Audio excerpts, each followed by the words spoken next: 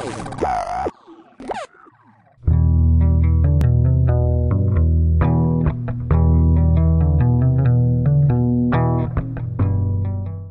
night, there were airplanes above us without lights, and they were spraying and spraying heavily. We thought boats, and a good bit of us trawlers out there, the fishing boats, thought our boats were on fire, going to catch on fire. We kept smelling burnt wire.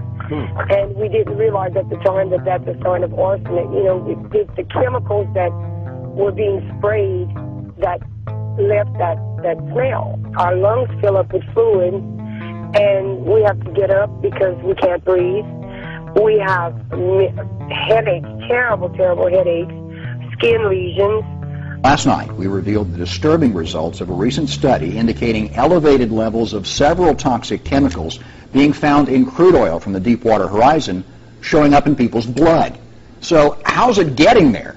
The leading scientist in charge of the study says the chemicals in question can leach into a person's skin, they can be inhaled, or they can be ingested. And that third possibility, eating it, is what concerns researchers the most, because they contend that sensory studies, so-called sniff tests conducted by state and federal governments, were not enough to determine if Gulf seafood is safe to eat or not. Right, and a lot of the tissue samples that we collected and analyzed didn't have an odor and didn't have visible oil, but yet had huge quantities within the tissue of both the hydrocarbons and the polynuclear aromatic hydrocarbons. She also says the Food and Drug Administration's current safe consumption guideline for Gulf shrimp, get a load of this, is based on a 175-pound man who eats no more than 4 to 6 shrimp per week.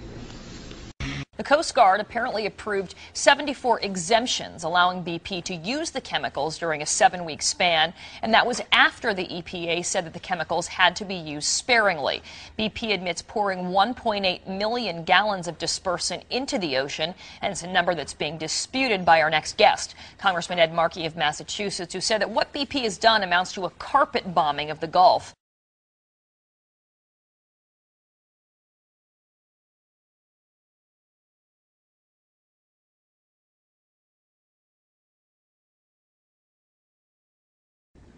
Good afternoon, everybody. It is a privilege to be here in Panama City Beach with the men and women of the United States Coast Guard. The issue of seafood and our testing and making sure that it's safe, and we are all over that and monitoring that carefully each and every day, hopefully continuing to deliver good news as the days goes on. I just want to make one observation, which I'll be going into in the questions, and that is with respect to the use of chemical dispersants. We are treating chemicals with chemicals which don't actually remove or clean up the oil. They simply shift them to another part of the ecosystem while increasing the toxins in the Gulf, harming marine life, contaminating the water column, and threatening human life. Preliminary findings that reveal that those orange droplets found in tens of thousands of tiny blue crab larvae are characteristic of the controversial oil dispersants.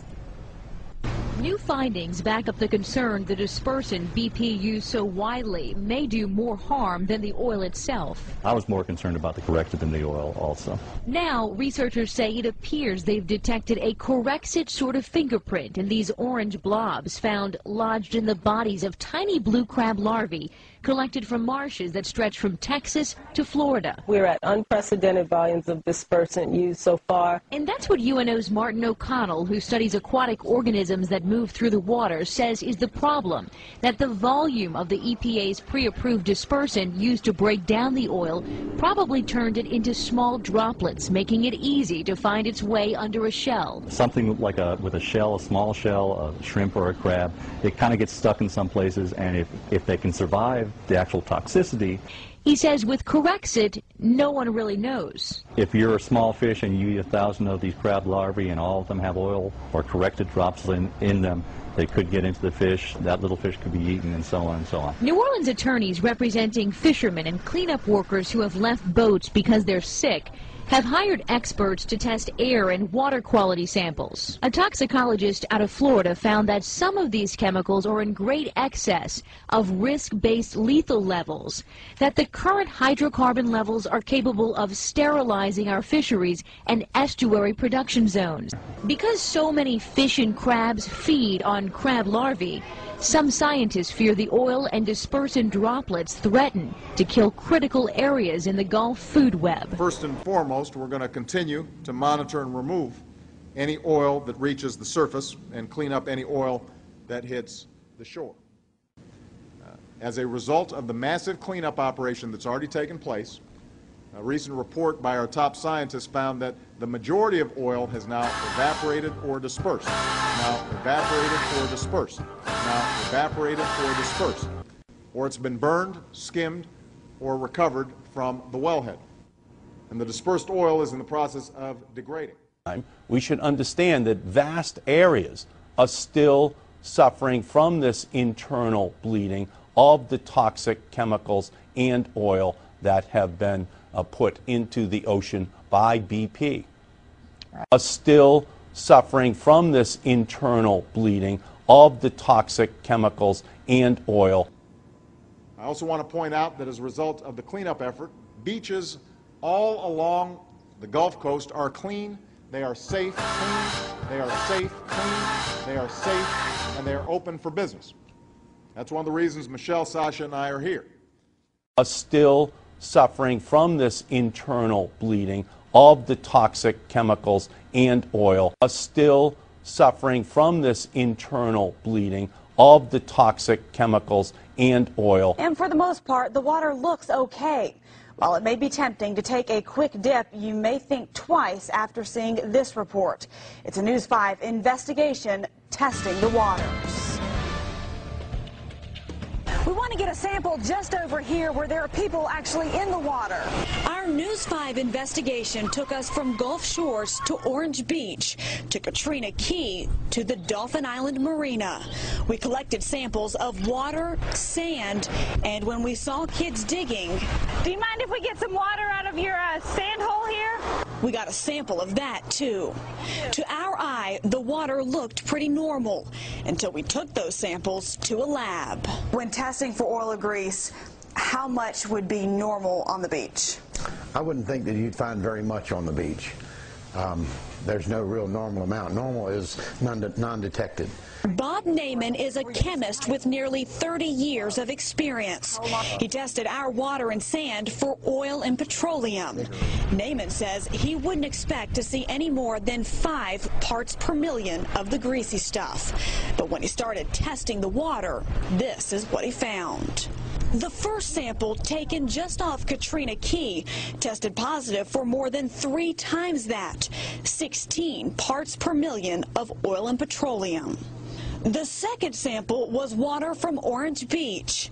Here we saw light sheen, and the test confirmed, coming back with 29 parts per million.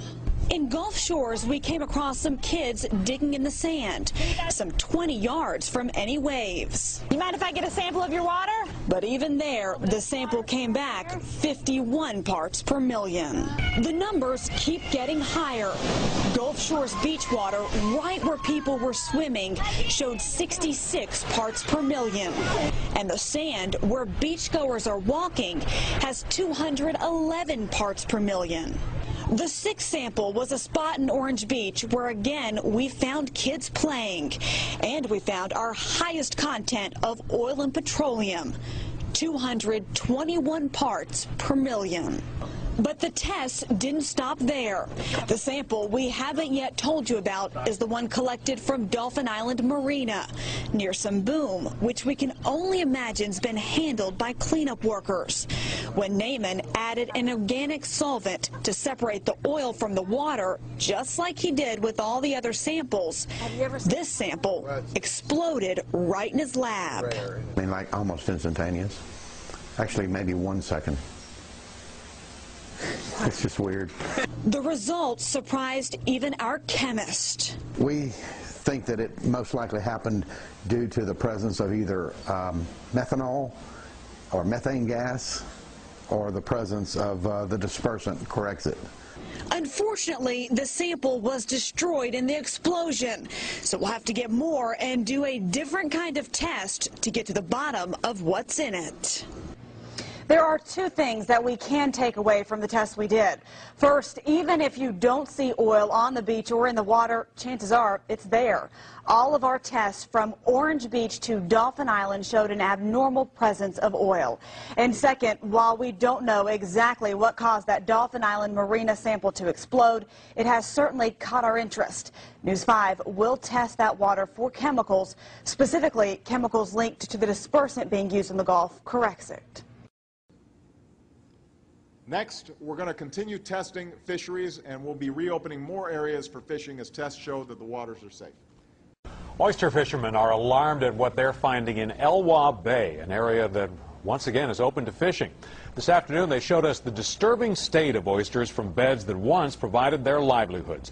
Liz Reyes has that story. Well, the private oyster grounds we visited is about a 45-minute boat ride southeast of Wyclowski.